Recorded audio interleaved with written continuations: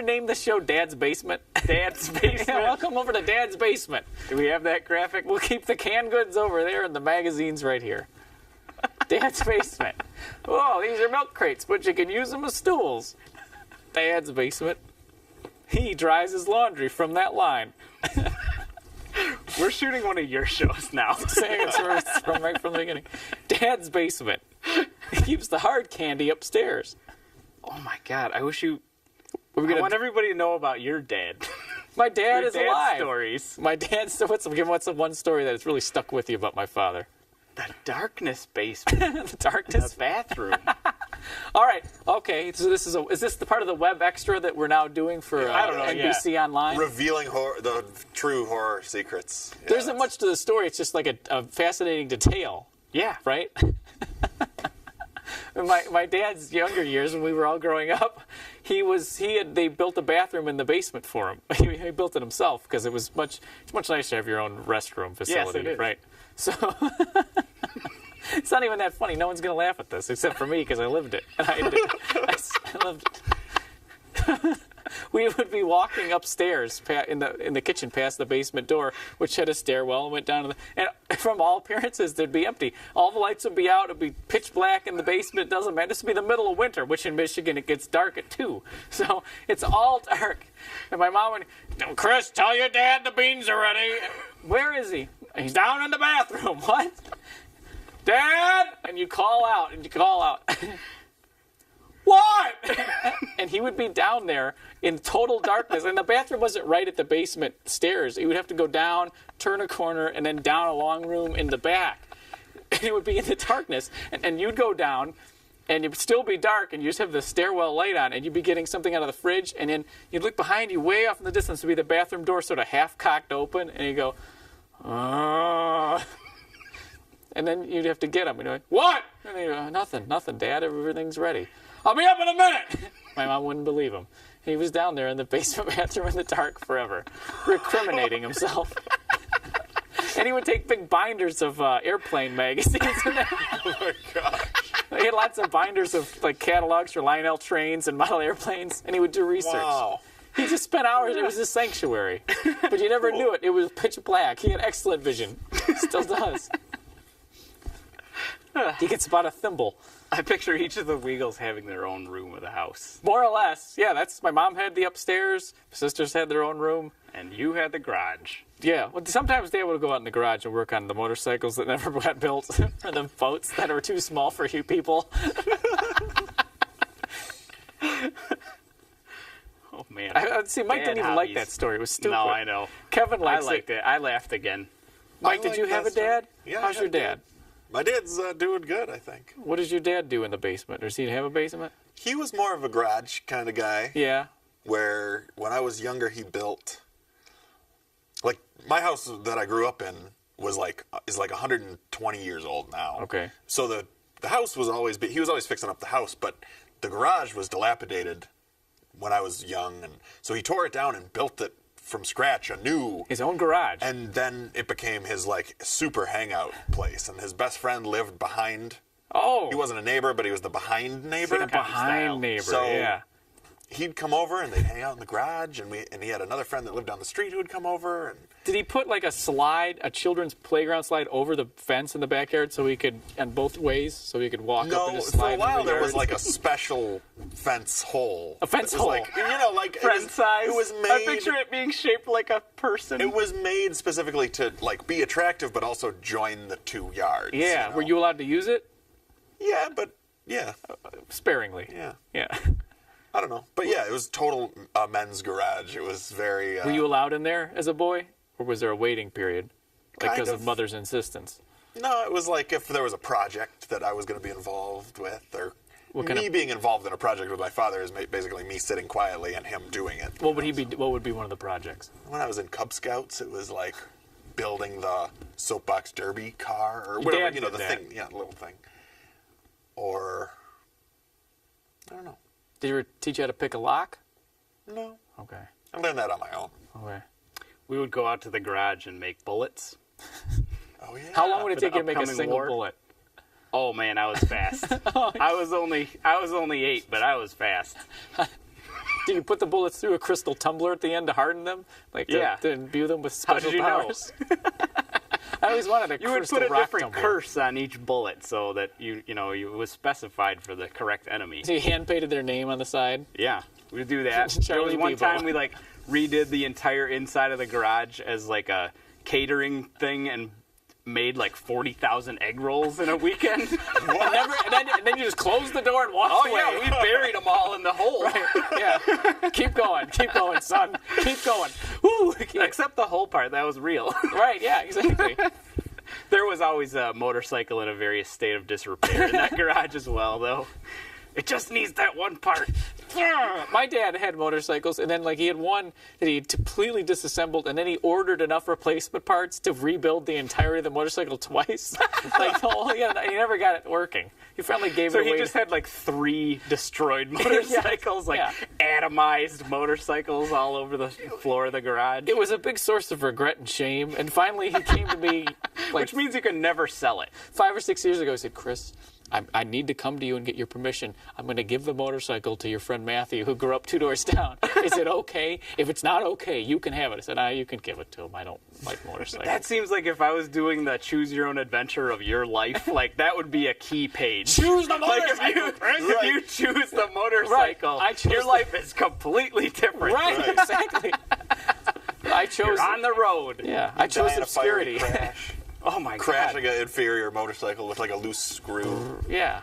That is very choose your own adventure Yeah. book. You die immediately He on was the motorcycle. sweating when he came to me. He's like, "Do you want? Say the word now. Say the word now, and it can be yours." We were at a Travis restaurant. Did he give you a choice of like a list of different friends that you could choose from depending I've on which narrowed one it was your down to the most favorite? responsible one. You don't speak to him, but I'll give it to him if you want. So he gave him like this Boxes what, a and boxes bag of parts. motorcycle Well, there was parts? the shell of it with the wheels, and he's like, "I never got the carburetor to work, and the clutch it never worked." Yeah, and I videotaped the passage of it. Like he came over, Did his you really? dad came over, and I recorded the whole thing, the handoff of the money. He's like, It sounds like Matthew Barney. He's like, "Matthew, I'm sorry. I never got the clutch to work," or whatever the hell it was. Apologizing. I'm so sorry. Just take it. And Matthew was going. And Matthew's dad was like, "Dave, we can't thank you enough. This is such wonderful gift." And Matthew took it, drove it down his basement stairs for 2 years, and then he took it to Monroe. And he fixed it like in 20 minutes. He was like, how "Just many needs a little, okay." how many 85% of motorcycles are in Monroe right now? Oh God! Enough to stop the Earth. You just put them all together, and everything's so. Highest population. Actually, in Monroe, they don't like if you complete a motorcycle. They like you to keep it around 85%. It's frowned upon. They're the motorcycle equivalent to those little square games that have like pictures of a puzzle broken up into squares, and it has that one little round thing that you have to keep moving around. So you can never make the beetle. You know, it's like. What's the name of those, Mike? I don't know what those are actually called. Little puzzles. It's called Beetle Puzz. Beetle Puzz. Beetle Puzzly. Do you see yourself like taking on any dad projects in the future? Like or most are of my we all life is just- a dad Are we all just gonna be like working forever? Like there won't be a time that you can be in your garage like working on some weird project, will there? I was a time a couple of years ago when I used to obsessively buy sandpaper sampler packets. You know, it's got 4 grades. I might use one of them. Is that like your toolkit? Like you have a whole Yeah. toolkit of different grits? Yeah, different grits. That's the word I was looking for. Oh, yeah. I got it. Oh, hey, stay there. I got just what you need. You I can go tell out I and have a collection of my own. And I would, sand off the tops of PVC pipes and stick them together. And, there's more to do. When do you do it? I'm I'm busy with the firm. And Yes, you are. Mike plays pinball. You play most pinball all day, right? You're a pinball player? No. No? What do you do? What do you do to fill the hours until death? That's Mike Berkridge. Mike Berkridge. Ooh, that Mike Berkridge. What do I do to fill the hours? You make music? And Make music, a lot of music. Is that a dad? That's like a cool coastal dad project, right? Making music. Yeah. Well, I think the daddiness of a music thing is like still thinking you're gonna blow up. Right. We all have that illusion. Where I don't feel like that though. Like I'm at the level that I'm comfortable with. Acceptance, right? Yeah. Okay. Where I had a friend like in high school where you'd go over to this guy's house and his dad would be in the basement. He'd have the finest, 2 cool guitars and he had like a little recording thing. And he was working on his demo, and he was going to get that deal. He was going to send it to the record label, and he was going to get picked up. What kind of music did he make? Like bad dad rock, like classic rock covers. Okay. Like, I'm going to get this modern record deal by covering a band that was popular in the 80s. He played Like, it was, I'm not delusional. I'm not delusional about the music I make. I know it's just what it is. You know? It's a fine diversion and enjoyment. Yeah. But the system has told you, that's all it'll be. Well, I'm fine with that, though. Okay. Like, to think I'm going to blow up is never going to happen. But I get pleasure from making it, and then I put it online, and then anyone who is vaguely interested can take a listen, but they don't have to. Do you sometimes make the videos private just as to throw them off the trail? Or? No. Okay. You just talked about your really good music the way my mom gives Christmas gifts. Well, I I know you're not going to like it. You're not gonna like it. It was only 50 cents. It was on sale. It was have in the the receipt. broken bin. I have the receipt. You're not Well, gonna like this at all. I'm not. I didn't mean to say people aren't going to like it. I just mean I'm not like pumping it super hard. I just got an email that was like, I saw your show, and I just happened to be at the place you were playing, and it really was important to see your show, and I just wanted to send you a message. That's cool. To tell you how much it meant. And like that was super cool. So I'm still like touching lives and shit. I'm just not fantasizing about having $1 million record contract. Yeah. $1 million Oh, that's record. probably good. Okay. And Kevin, how have you come to terms with the emptiness of existence? I've buried myself fully in delusion. Today's the day. I'm going to be humongous. Do you sit next to your home phone landline each I'm night? going to make that documentary about my weird church, and I am going to be a millionaire. My Weird Church, Inc. How it became corrupted. Oh, How my it lost God. the way. Making a lot Can of you bullets. combine like ice sculpture documentary and Weird Church documentary into one? A new genre? Could. Yeah. What was the guess name I of the could. My Weird? It was called The Church, right? The church. My Weird Church, Redford Church. Oh, Are we not supposed to talk about no, it? we're not talking about it. Petoskey Church? No, I'm going to block it. I'm blacking all this out. This is not going to happen. I think Kevin is going to blow up someday, Mike. You should believe in him if you're not going to believe in yourself. I think so. That's why I'm so good friends. You're just Is that hanging I'm going to on. grab that coattail. When it That's starts why I'm friends fluttering with you. away I from thought me, you I'm were grabbing gonna that do it. coattail. I thought you were going to do it. Well, I thought that was our agreement also, that kind of like Biggie, where whoever in his crew, whoever blew up first has to come back and get the other guys. Pull everybody yeah, with yeah, them. yeah. Builds a playground. Charity playground back in the neighborhood. Mow the grass. Get record deals for him. Get record deals. But, What would you do if you got a record deal right now, Mr. Burridge? Oh, I'd be so scrupulously organized with how I spent the money. What's the, I okay, would save break it down. How do you the spend advance. it? Save the advance. Any part of you negotiate for the smallest advance they could possibly give you, Why? because you have to pay it back. Right. You negotiate for small advertising Well, how and small small is the- manufacturing. How small is the advance? Wait, $47? Well, I mean, that's $50? if you could talk them down to almost no advance, that would be even better. Okay. So you maintain your work life, you keep your job, you keep your crappy apartment you live in, you keep everything exactly the same. But- and then you let a little bit of money go out for advertising and manufacturing. What kind of advertising are we pursuing for this? Skywriting? I don't know. I'm sure it's a thing where you don't really, as an artist, you don't get to consult too much for the advertising. Where if a label was going to come talk to me, they would be throwing their money in the freaking trash to sign me as a music artist. Right. They would be better off to hire me as the Is it- advertiser. oh. You know, Would you print your face on the backside of skee ball tickets or something? That would be really cool. Okay. But I think So you there's, spend a little money on advertising, a little bit on making the single disc. yeah. If you make one disc now and you sell that, you're platinum. Well, I think you'd try and get the big behemoth labels they don't really benefit from having a bunch of records that sell small amounts. No. They only want the tentpole release that's Yeah. going to make up for all their losses all the rest of the year. Mike Burridge's Spider-Man. This is where we're headed.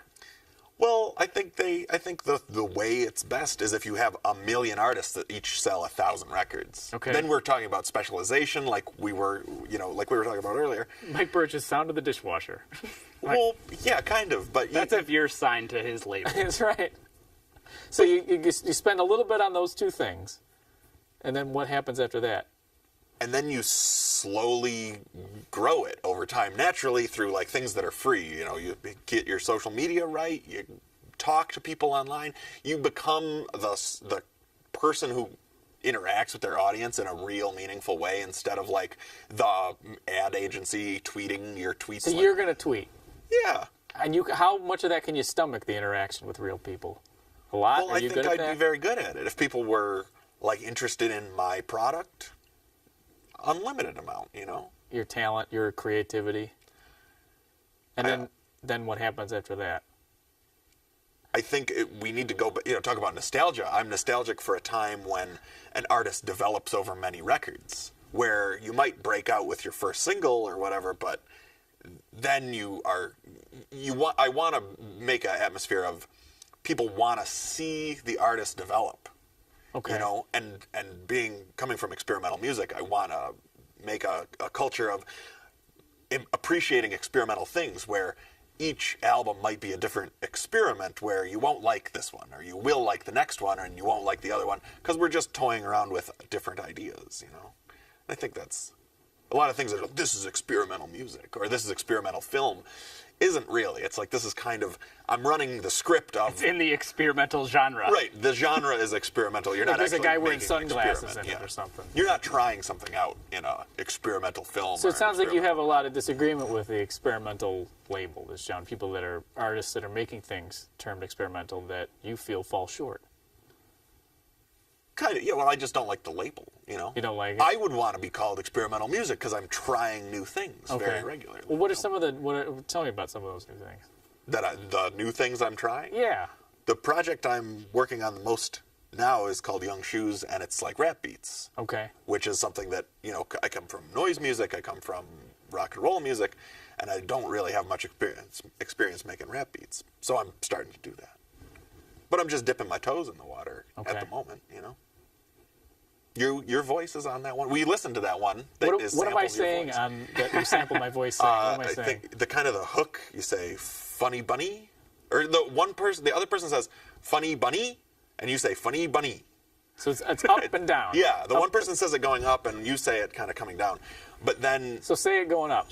funny bunny, Funny bunny. something like that. Like that? But then also you say, Funny bunny. oh, so you've picked a name that would, if any adult said it, it would humiliate any adult. The name That's that the this phrase? person, you say it would humiliate any adult. That Yeah. name would humiliate any adult. I Yes. say it like that, and then I say That's funny bunny. the reason I sampled those lines is because you have this kind of dreamlike tone in your voice. Dream-like. I like this. Whenever you talk about him saying that, it's almost like one of those like ASMR things, like where you're listening to the recording of someone saying something in a calming tone, and Funny. it puts your brain into this weird like all the frequencies are lined up inside your Yeah. head thing, and you're just like, How many times have you listened to me say funny bunny? Oh, a million times. Millions. Like I've listened to that song a lot. Yeah. But then also like I have the sample browser in the Fruity Loops program that I use, and if you hold up and down, you zip through them and it like auditions them all for you. So listening to whatever sample, you sang Funny Bunny, the other person sang Funny Bunny, you sang Humiliate Any Adult. I hear it every day. Going through my folder of samples. Is it like humiliate any adult? Funny bunny. Funny bunny. It's a name that would humiliate any adult. I haven't heard it since I said it. I don't have any memory of Right. saying it, so I'm just trying to We reimagine even it. looked, the one day I played you the track, we even looked for what film we it find was it? from. I don't- yeah. I never found it. No, I don't. I just know I sampled it off It YouTube. came into It's on- existence. It's on the CMN YouTube. Okay. I don't know. Whatever. Now, Kevin, Mike's on his way towards fulfillment, yeah. and you're headed in that direction. I'm with your working on art, it. with your creativity. I'm trying to I make videos every weekend, every weeknight, every weekend. I'm Mostly- always working on videos. And these videos are a lot of them are music pick an videos adjective. for local bands and things like that. okay. Yeah. So I don't know. It's all kinds of things. It's like shooting people dancing in an old warehouse and like shooting. We change our house into like this weird drugged out party scene and do all kinds of bizarre things. I don't know. It's very fun. It's fun to work with like limited resources and create something that everybody thinks is like $100 million worth of What's the most stuff limited into it. resource project? What were we talking about? Like a spoon? Okay, let's do Spoon? it. Do you have a spoon? Can I have it? You got it? Can I use it? Right. Can I borrow it Something for a like shoot? there Is we it go. that Yeah. attitude why you have resources now? You're accumulating resources. Every time somebody shows they have a resource, you take it. I've Give got me a that spoon. spoon. Here it is, and you give it to him. I'm collecting spoons. So you get enough spoons. That's right. But I don't. It's fun. It's really fun. Like you get to have all your friends be in the videos, acting in the videos. You know, you get to go into places that actually mean something to you instead of just building some bizarre thing. Like we use Like the hospital where you were clothing. born? Yeah, hospital where I was born. I went back there. I stole all the records. The playing card factory where you were fired? Card factory. The bullatorium. The bullatorium. He went to the bullatorium. Yeah, but you know, like you get to actually use like pieces of clothing and relics and things, and kind of secretly tie every single one of the videos together in ways that the artist might not even be aware of. Did you get like a suitcase of clothes from a plane crash and you work a different element, a different article of clothing into a Yeah. different each video? Yeah. That's how you tell us. I didn't cause the plane crash. What are you talking about? I didn't do that. That has yet. nothing to do with me. Yeah, a lot of videos. And it's Like it. fulfilling. Yeah, I really like it. I Because would you like would to say- do that all the time. You But know? it seems like you've given up on the comics. I don't know. It goes in waves. Like sometimes I really want to work on comics, and then sometimes I don't want to. Right now, I'm really into working on videos. Like I want to do that every second of my life. Every day. Now that you're super into making videos, I'm almost ready to get you back into comics. All right. How Well, do you you gonna have to do it. How are you going to do that? What are you going to do to make that I happen? need Mike to write the Truth Dart script, Yeah, the next Truth Dart book, I'm going to write it, and Kevin's going to illustrate it. which has been my desire all along. Me too. I mean, are you I going to like grab his drawing. hand and put a pencil in it, sort of move it across the paper? If it's there, I'll feel so much pressure that I'll Exactly. have to do it. We make the commitment device for The it's it works. Step into the commitment device. Into the commitment device. Here's your warranty card. That's right. Coon. Coon. Coon. That's Dad in the basement down there. You all right, Dave? Ah! Dude, that meant he was okay. If there was no noise, then you had to call someone. You need any cherry tomatoes? You got these cherry tomatoes. Damn, I grew cherry tomatoes 6 years ago in my own garden, and did? I only ate a few of them, but there were thousands of. Yeah, it's so easy. It's like it's very hard to not get cherry tomatoes. I filled my entire fridge bottom with them, and they sat there for months rotting. You should never put tomatoes in the refrigerator. It No. ruins the flavor. It does. It's an awful mistake. Yeah. Gosh, you guys, I got to go to the bathroom so bad. Well, this has been an hour-long episode of Royal Oak Comics Party. Yeah. And I hope you get all the dead chickadees off your lawn, Chris. And thank you very much for joining us. Thank you, we'll see Kevin you and next Micah. time on Royal Oak Comics Party. Come on over and talk to Dad.